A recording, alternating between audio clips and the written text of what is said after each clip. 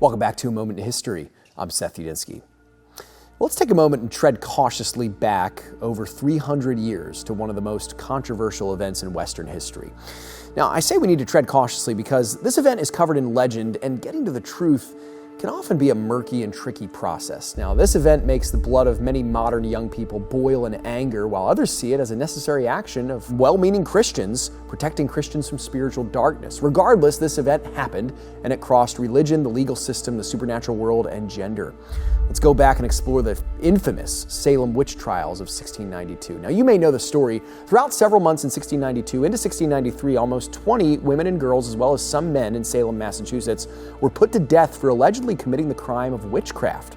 After several young girls experienced seizures early in 1692, arrest warrants were issued for multiple women accused of putting a spell on these girls. Arrests and hangings followed. And this is a tense topic. As I said, many modern historians argue it was an example of gender persecution, as the court made up of men in power condemned many young women. But what is the truth behind this story? Were these women actually witches? Well, we need to understand the truth of witchcraft, as well as the truth behind a spirit of portraying a false narrative. Here's the deal. The supernatural world is real, and the practice of witchcraft is very real. Witchcraft is condemned wholeheartedly in Scripture, and it's for our purposes any harmful partaking in the supernatural or spiritual world that's communicating with the dead, attempting to have supernatural control over the future or the weather, etc. And that's what we really need to understand, that we should be aware of this supernatural world and the spiritual battle around us. This is explained clearly for us in Ephesians 6, knowing that we are barred from attempting to communicate with or fraternize with any supernatural being other than God. We need to be very, very careful with this. Now, did these women actually do this? Well, evidence tells us that perhaps they did not, but the reality is we don't know for sure. The citizens in Salem most likely blamed calamities or unexplainable phenomenons on these women at times, which gives us the background of the trials. Disease was rampant, and these citizens who had a true sense of the supernatural world needed a scapegoat. Perhaps it was witchcraft and witches.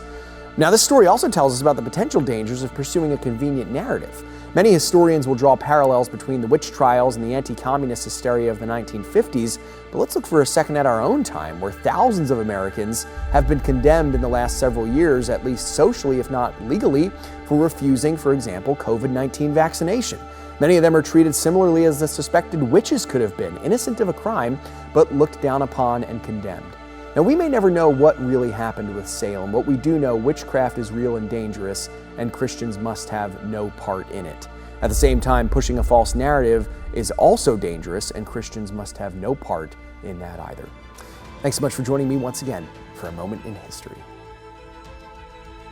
For more historical content, subscribe and click that bell to get notifications for when our next Moment in History comes out. Until next time, I'm 𝙎𝙐𝘽𝙎𝘾.